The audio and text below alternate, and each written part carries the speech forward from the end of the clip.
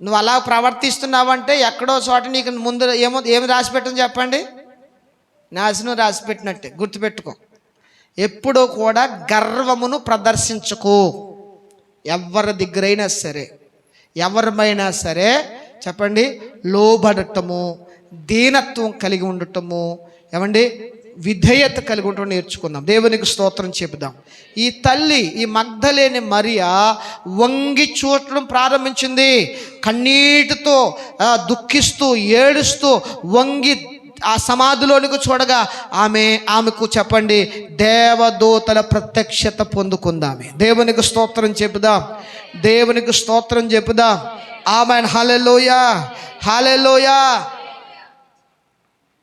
ఈరోజు ప్రభు పేట జ్ఞాపకం చేస్తూ ఉన్నాను, నిన్ను నీవు దేవుని దగ్గర తగ్గించుకోగలిగితే దేవుని ప్రత్యక్షతను చూచుదువుగాక.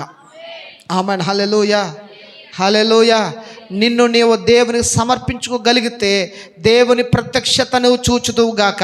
దేవదూతల సహవాసాన్ని కలిగి ఉందువుగాక, దేవదూతల సాంగత్యాన్ని కలిగి ఉందువుగాక, దేవదూతల అనుభవాన్ని పొందుకొందువుగాక. నిన్ను నువ్వు తగ్గించుకోవాలి. ఒక భక్తుడు యాకోబు గురించి వర్ణిస్తూ అంటాడు కదా, యాకోబుకి అంటండి, పుట్టింట్లో ఉన్నంత కాలము నాకేంటి మా అమ్మంది అనుకునేవాడంట. ఏమనుకున్నా చెప్పండి, నాకేంటి మా అమ్మందే అనుకునేవాడంట. నిజమే. పాపం మా తల్లి రెబ్బకమ్మ ఏం చేసింది, యాకోబుకి ఒళ్ళు నొప్పి తగలనివ్వలేదు అసలు. పాపం బహుశా నేను అనుకున్నాను మెసలు వచ్చేసినా కానీ యాకోబు గారికి తిన్నా కాంచం ఈమె కడిగేసేది, మూతి ఈమె కడిగేసేది, గారాల పట్టు కదా. పాపం ఏ నొప్పి తగలనివ్వలేదు ఆయనకి. ఇంకా ఆయనకు ఒక ఆలోచన, నాకేం పర్వాలేదు, ఐ డోంట్ కేర్, నాకు మా తల్లి ఉంది, నాకు మా అమ్మ ఉంది కదా. మనం కూడా కొంతమంది అంటూ ఉంటాం, ఈనాడు కొంతమంది పిల్లలు అసలు భూమి మీద నిలబడతలేదు. కొంతమంది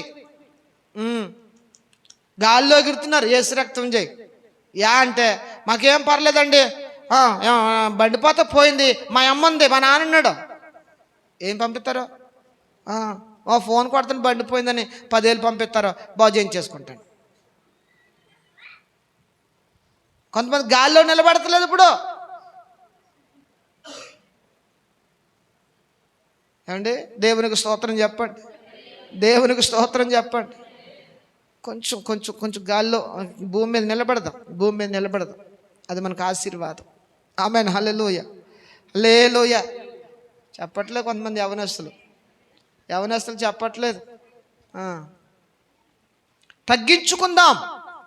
నువ్వు తగ్గించుకుంటే దీవించబడతాం, లోబడితే దీవించబడతాం, విధేయత చూపితే దీవించబడతాం.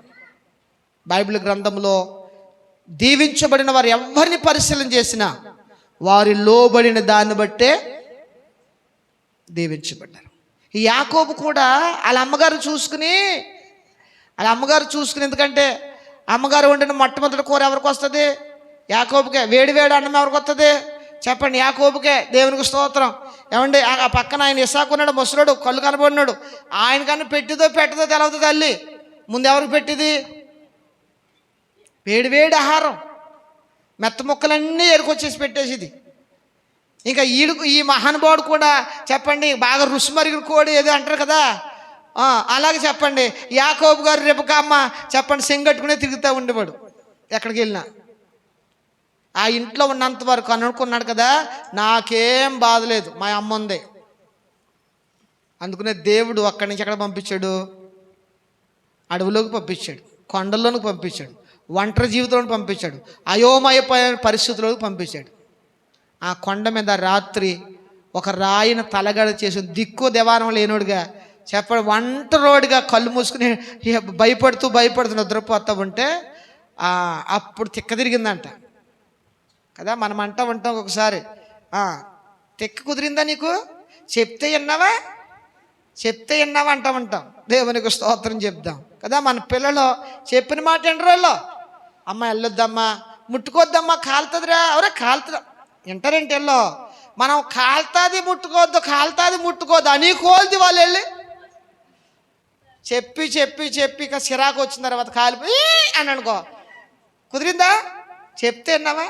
ఇప్పుడు యాకోబు గారి పరిస్థితి అది. మా అమ్మ అనుకునేవాడు. ఇప్పుడు చెప్పండి, ఆ కొండ మీద దిక్కు దివానం లేకుండా ఒంటరిగా చెప్పండి ప్రాణం గుప్పుట్లో పెట్టుకున్న నా బ్రతుకేంటి ప్రభువా, నా జీవితం ఏంటి, నా గమ్యం ఏంటని చెప్పి చెప్పండి అనాథగా మిగిలిపోయాడు. అప్పుడు యాకోబుకి ఏ ప్రత్యక్షత వచ్చింది చెప్పండి? దేవదూతల ప్రత్యక్షత వచ్చింది. దేవునికి స్తోత్రం చెప్పుదాం, దేవునికి స్తోత్రం చెప్పుదాం. నేను తెలివైనోడిని, నాకు అందమైనోడిని, నాకు అన్నీ తెలుసు, నాకు ఎవరో చెప్పక్కర్లేదు అని అనుకున్నంత వరకు ఈ ప్రత్యక్షత నీకు రాదు.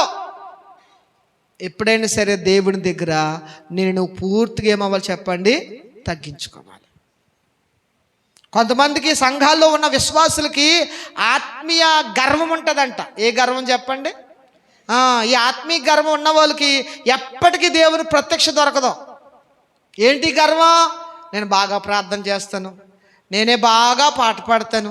అసలు సంఘంలో పాట పాడకపోతే పాటలే పాడేవాళ్ళు లేరు. ఇంకా ఏసు రక్తం చేయి. ఈ గర్వం ఉంటుంది కొంతమందికి. అసలు సంఘంలో నేను ప్రార్థన చేస్తే ఇంకెవరో అబ్బే నా లేక. ఈ గర్వం కొంతమందికి ఉంటుంది. ఈ గర్వం ఉన్నవారు ఎప్పటికీ దేవుని ప్రత్యక్షత వారు పొందుకోలేరు. కాబట్టి తల్లి ఆమె నిలబడిన ఆమె వంగి వంగి వంగి సమాధిలో చూసింది. దేవునికి స్తోత్రం చెబుదాం. ఈరోజు దేవుని ప్రత్యక్షతను చూడాలంటే వంగి అనుభవంలోనికి వద్దుముగాక, లోబడి అనుభవంలోనికి వద్దుముగాక, తగ్గించుకునే అనుభవంలోనికి వద్దుముగాక. ఆమేన్, హల్లెలూయా. నువ్వు తగ్గించుకుంటే దేవదూతల ప్రత్యక్షతను చూస్తావు. అప్పుడు కనబడుతుంది అస్సలైన సీను. ఏంటి చెప్పండి? దేవదూతలతో మాట్లాడటం ప్రారంభిస్తే అక్కడ అంటుంది కదా 13వ వచనం, వారు అమ్మా ఎందుకు ఏడ్చున్నావు అని ఆమెను అడుగగా ఆమె నా ప్రభువును ఎవరో ఎత్తుకుని పోయిరి, ఆయన ఎక్కడ ఉంచో నాకు తెలియదని చెప్పాను. ఆమె ఈ మాట చెప్పి వెనక తట్టు తిరిగి యేసు నిలిచియుండుట చూచెను. ఆమేన్, హల్లెలూయా. ఆ సమయంలో యేసు ప్రభుని ఆమె గుర్తుపట్టలేదు, కానీ యేసు ప్రభువే ఆమెకు పరిచయం చేసుకున్నామా అని. అప్పుడు గుర్తుపట్టింది. ఆ పిలుపు వినగానే గుర్తుపట్టి రబ్బూని అని పిలిచి యేసు ప్రభుని ఆమె గుర్తించినట్లుగా చూస్తూ ఉన్నాం. కనుక ఈరోజు వాక్యం ఉంటున్న మనము ఒకటి, దేవుడు నమ్మిన నీవు, విశ్వాసం ఉంచిన నీవు, నీ ముందు ఎటువంటి ఆటంకాలు, ఎన్ని అవరోధాలున్నా వాటిని జయించటానికి విశ్వాసం అనే అడుగు ముందుకు నువ్వు వెయ్యాలి. దేవునికి స్తోత్రం చెబుదాం. అది నా వల్ల కాదు అని విడిచిపెట్టకూడదు. నీ వంతు నువ్వు ప్రయత్నం చేయి, కార్యము చేసేది దేవుడు. ఆమేన్, హల్లెలూయా. కాబట్టి అలాగ విశ్వాసపు అడుగేసింది. కాబట్టే ఆమె ముందు ఉన్నటువంటి రాయి, బండరాయి, ఆటంకము, అడ్డుబండ అనేటువంటి రాయి పొర్లింపబడింది. 2, ఆమె తన్ను తాను తగ్గించుకుని వంగి సమాధిలో చూసింది. దేవునికి స్తోత్రం చెబుదాం. లోబడే తత్వం, తగ్గించుకునే మనసు, ఈ అనుభవమే ఆమెను ఎక్కడ తీసుకెళ్ళి తెలుసండి? దేవదూతలను చూసే అనుభవం చూసింది. దేవునికి స్తోత్రం చెబుదాం. 3వదిగా ఆమె ఇప్పుడు ఎవరితో మాట్లాడుతుంది తెలుసండి? దేవదూతలతో మాట్లాడుతామండి. దేవదూతలతో ఎప్పుడైతే ఆమె మాట్లాడటం ప్రారంభించిందో ఆమె వెనక తట్టు నిలిచిన ప్రభువు ఆమెతో మాట్లాడటం ప్రారంభించాడు. ఆమేన్, హల్లెలూయా. ఈరోజు ప్రభువును చూస్తున్న, ప్రభువును చూడాలని ఆసక్తి కలిగిన నీవు విశ్వాసముతో నీ ప్రయత్నము ప్రారంభించుదువుగాక. ప్రభు పేట జ్ఞాపకం చేస్తున్నాను.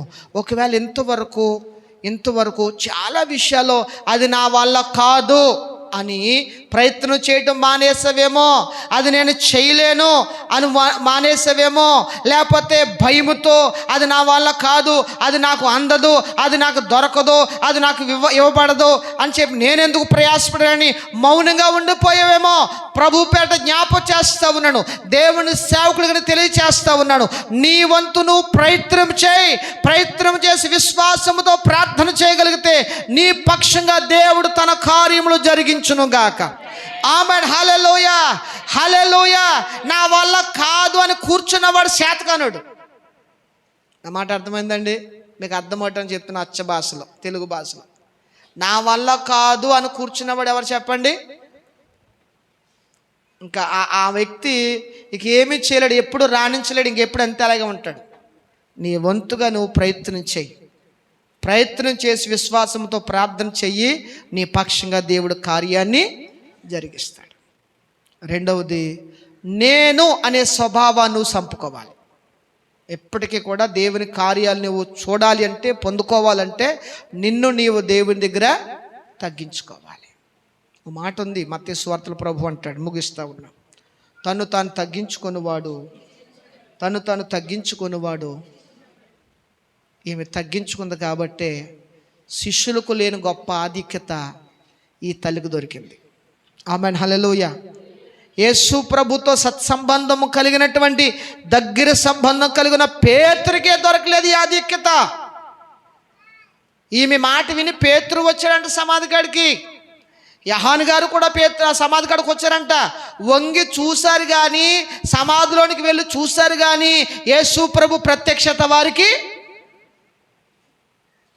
మొట్టమొదటిగా పునరుద్ధారణ యేసు ప్రత్యక్షత మగ్దలేని మరియకే దొరికింది. కారణం ఏంటో తెలుసండి? ఆమె తన్ను తాను పూర్తిగా తగ్గించుకుంది.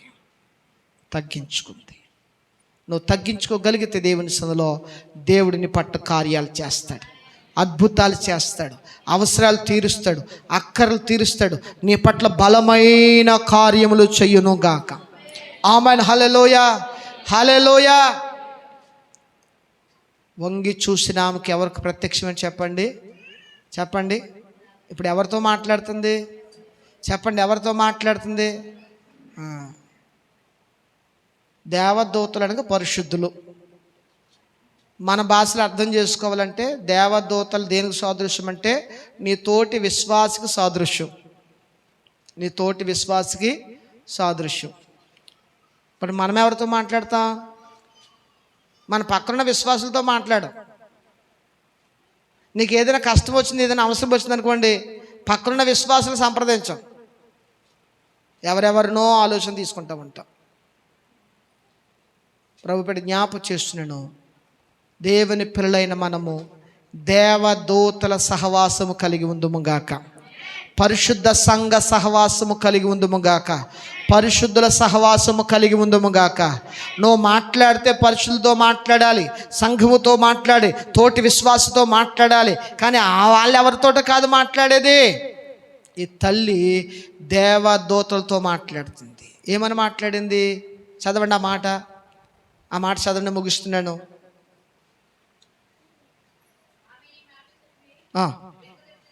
వెనుక తట్టు తిరిగి కాదు, ముందు వచ్చు చదవరా. వారు, అమ్మ ఎందుకు ఏడ్చున్నావని ఆమెను అడుగగా, ఆమె, నా ప్రభువును ఎవరో ఎత్తుకుపోయిరి.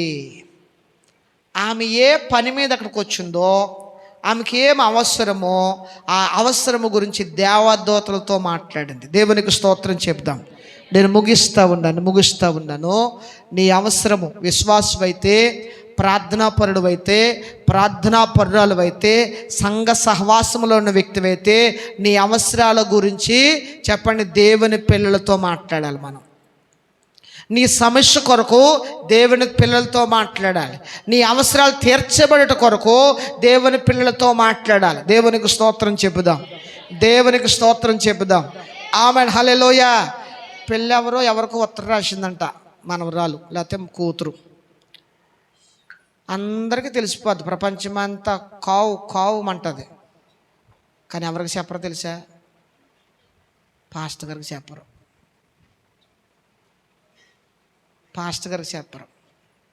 తోటి విశ్వాస పిల్ల, మా మనవరాలు, మా కూతురు అసలు చెప్పిన మాట వింటలేదమ్మా, కొంచెం ప్రార్థన చేయమ్మా మనసు మారేలాగా అని చెప్పాం. చెప్తే నామోసు మనకి. అవే మనం చెప్పుకుంటామా? భలే చెప్తున్నావు. కానీ లోపు ఏమవుద్ది చెప్పండి? ప్రపంచమంతా తెలిసిపోద్ది, అందరికీ తెలిసిపోద్ది. అందరి సలహా అడుగుతుంగో, ఆ పిల్లోడికి ఉత్తరం రాసిందంట, వాడిని ఏం చేస్తే బాగుంటుందని ఎంతమంది సలహా అడుగుతామో మనం. వాడు కాళ్ళు ఎరగొట్టాలనుకుంటున్నా, ఏం చేస్తే బాగుంటుందని ఎన్ని సలహాలు అడుగుతామో. అందరినీ సలహాలు అడుగుతాం.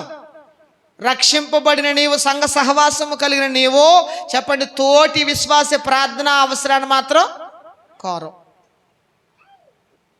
పోన్లే అలా చెప్పకపోయినా మనవరాలకి ప్రార్థన చేయండి, మా మనవరాల కోసం, మా మనవడి కోసం, లేకపోతే మా కూతురు కోసం, నా కొడుకు కోసం, అది చెప్పిన మాట వింటలేదని బాబు ప్రార్థన చేయండి బాబు అని కూడా చెప్పవు. చెప్తే మళ్ళీ ఏమేమి వస్తుందో తేడా పాటర్ గారికి. మళ్ళీ పాటర్ గారికి చెప్తున్న సంఘం అంతా తెలిసిపోద్ది. అన్ని రహస్యాలే మనకి. నువ్వు మాట్లాడవలసింది, నీ అవసరం గురించి చెప్పవలసింది ఎవరితోటి? ఈ తల్లి ఎవరితో చెప్పిందండి? దేవదూతలతో చెప్తా ఉంది. అయ్యా, ఆయన దేహము సమాధులలోది ఎవరు ఎత్తుకుపోయారు. ప్రభు పేడ జ్ఞాపకం చేస్తున్నాడు, దేవుని పిల్లలైన మనము దేవదూతలతో మాట్లాడే వారముగా ఉందుముగాక. నీ అవసరాలు, నీ కష్టము, నీ సమస్య తోటి విశ్వాసతో ప్రార్థన అవసరంలో, ప్రార్థనలో పాలు పంపులయ్యే వారముగా మాట్లాడుకొందుముగాక. ఆమేన్, హల్లెలూయా. ఈ అనుభవాలు కలిగిన తర్వాతే ఆ తల్లి ఎవరిని చూసిందో తెలుసండి? అప్పుడు ప్రభువును చూసింది. అప్పుడు ప్రభువును చూసింది.